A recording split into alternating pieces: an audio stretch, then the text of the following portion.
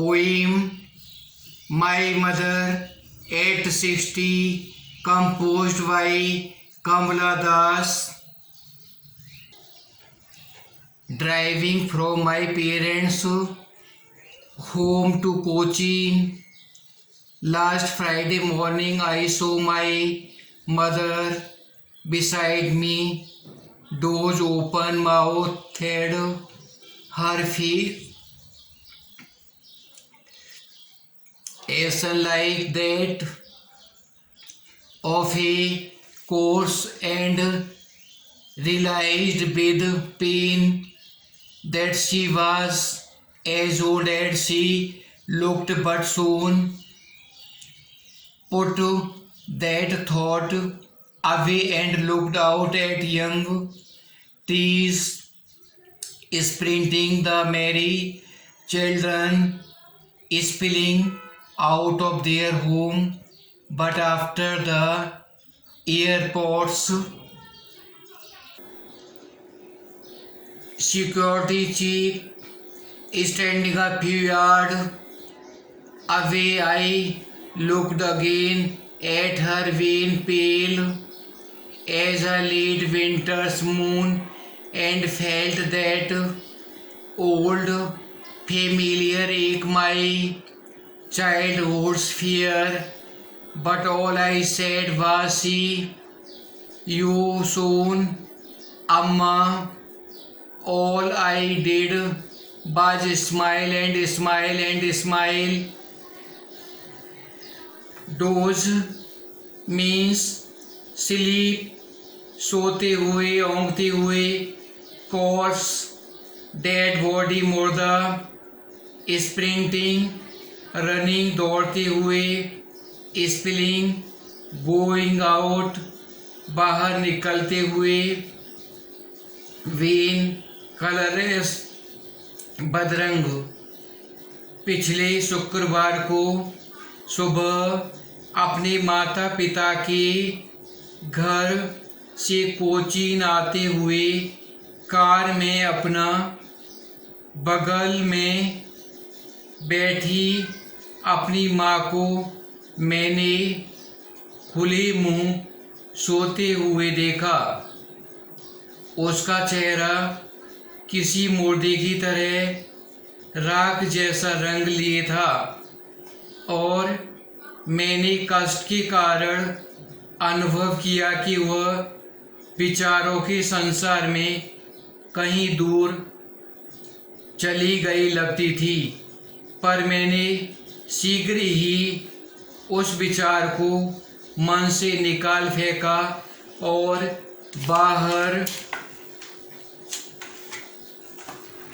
युवा वृक्षों को तेजी से भागते देखा. खुशी में डूबे बच्चे को घर से गुजरने के बाद उससे कुछ दूरी पर खड़े होकर मैंने एक बार फिर उसकी ओर देखा. रंगहीन पीला चेहरा, जैसे कि शीतकाल के अंतिम दिनों में चांद हो. और फिर वही पुराना परिचित दर्द महसूस किया. वही भय जो मुझे बचपन में सताता था. पर कहाँ, मैंने सिर्फ इतना, अम्मा फिर मिलेंगे. और मैं सिर्फ मुस्कराई और मुस्कराई और मुस्कराई. Summary of the poem.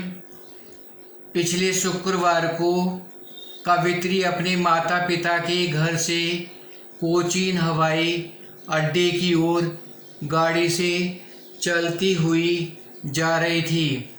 उसकी माँ उसके पास बैठी थी. वह 66 वर्ष की थी. वृद्धा ऊँघ रही थी. उसका मुंह खुला रह गया था. उसका चेहरा पीला था, मुरझाया हुआ दिखता था और राख जैसा विवर्ण धूसर लगता था। वह एक लाश के समान निर्जीव प्रतीत होता था। उसकी माँ का निर्जीव तथा विवर्ण चेहरा उसके हृदय को दुख पहुँचाता था।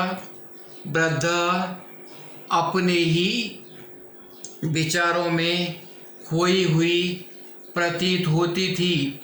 कवयित्री ने अपना ध्यान अपनी माँ से हटाया और बाहर की ओर देखा। बाहर का संसार जीवन से भरपूर तथा गतिविधियों से भरा पड़ा था। छोटे छोटे वृक्ष पीछे दौड़ते हुए प्रतीत होते थे। अपने घरों से बाहर निकलते हुए बच्चे प्रसन्न दिखते थे।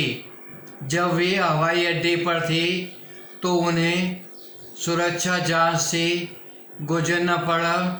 कवयित्री अपनी माँ से कुछ गज दूर खड़ी थी।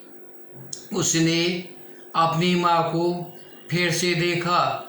माँ के विवर्ण निर्जीव तथा पीले चेहरे को देखकर वह पुनः दुखी हो गई।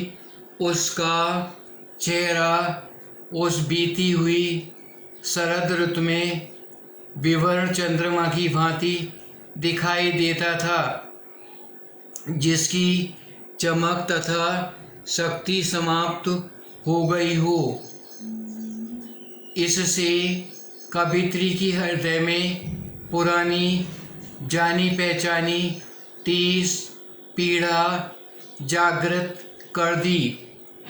उससे बचपन के भय ने उन्हें फिर से जकड़ लिया, किंतु उसने स्वयं को नियंत्रण किया। वह सामान्य दिखने लगी।